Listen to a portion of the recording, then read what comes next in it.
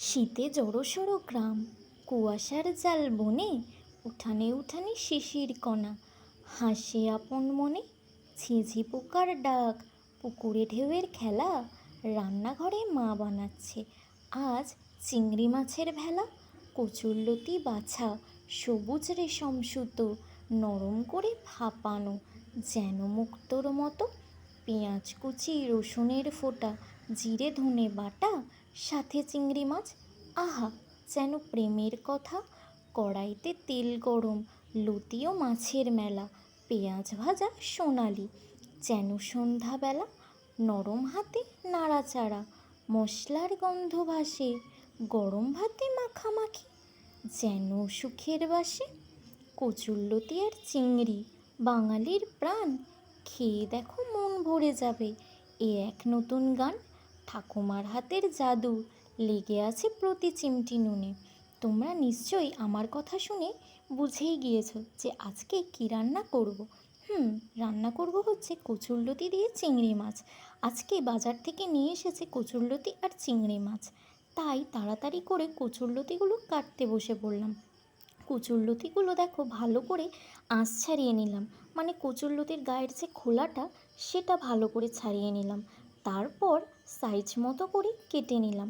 ভালো করে কচুরলতিগুলো কেটে ধুয়ে পরিষ্কার করে নিলাম। তারপর দেখো চিংড়ি মাছগুলো কেটে ধুয়ে পরিষ্কার করে নিয়েছি।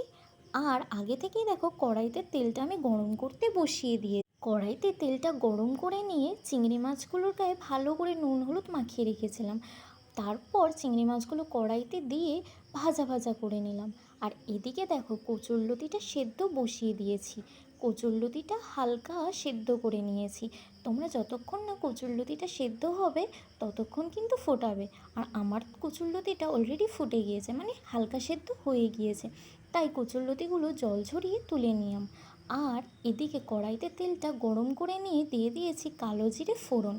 তারপর দেখো একে একে দিয়ে দিয়েছি পেঁয়াজ টমেটো সব কিছু। এগুলো সব কিছু হালকা ভাজা ভাজা করে নিয়ে দিয়ে দিয়েছিলাম সেদ্ধ করে রাখা কচুরলতিটা। তারপর ভালো করে নেড়ে চেড়ে দিয়ে দিয়েছি আদা রসুন জিরে ধনে কাঁচা লঙ্কা বাটা। তারপর দিয়ে দিলাম হলুদ গুঁড়ো, সামান্য লঙ্কা গুঁড়ো, আর পরিমাণ মতো নুন।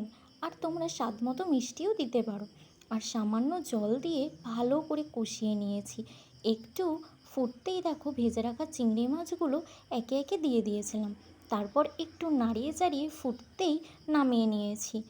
আর গরম গরম ভাতে মাখিয়ে মুখে তুলতেই সেই স্বাদ। আরে দাঁড়াও দাঁড়াও, কোথায় যাচ্ছ? তোমরাও একটু খেয়ে যাও। আমার ভিডিও যদি তোমাদের ভালো লেগে থাকে তাহলে লাইক কমেন্ট শেয়ার করে যেও। আর নতুন নতুন ভিডিও দেখতে আমাকে কমেন্ট করো। আর যদি আমার ভিডিও ভালো লেগে থাকে তাহলে ফলো বা সাবস্ক্রাইব করতে ভুলো না কিন্তু। আর যদি আমার রেসিপিটা ভালো লেগে থাকে তোমরাও একদিন বাড়িতে বানিয়ে খেও।